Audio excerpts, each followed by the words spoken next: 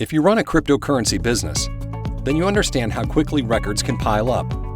The Bank Secrecy Act, or BSA, requires that crypto businesses retain certain records. But how do you know what you're supposed to keep and the best way to store it?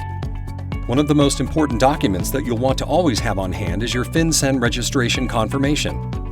This record includes the registration number assigned to your business and should always be kept up to date.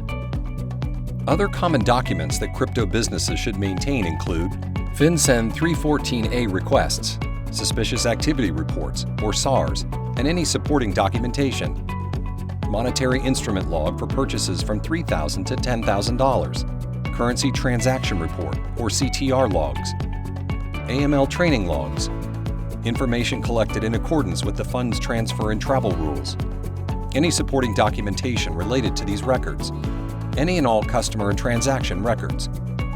Your BSA compliance officer should be familiar with all of these documents and will likely handle most of them for you. But it's important to stay up to date on current rules and regulations so that you can develop policies and procedures that adhere to them, especially if you are acting as the BSA compliance officer for your own startup. Developing a record retention policy as part of your AML policies and procedures can help ensure that your business can produce any documents that may be requested by regulators or investigators. How long do records have to be maintained? There are some documents, such as your FinCEN registration record, that you'll want to make sure never get tossed out during spring cleaning. But how long should you keep most records?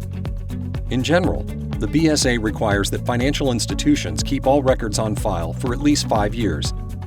As a best practice, you should keep all records for this length, even records not explicitly stated by regulators. How to develop an effective records retention policy.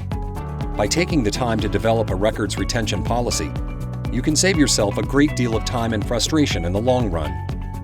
Your policy should outline not only which records need to be retained and for how long, but also where and how they will be stored. Procedures should also specify who will have access to your records and even how old records will be destroyed once they're no longer needed.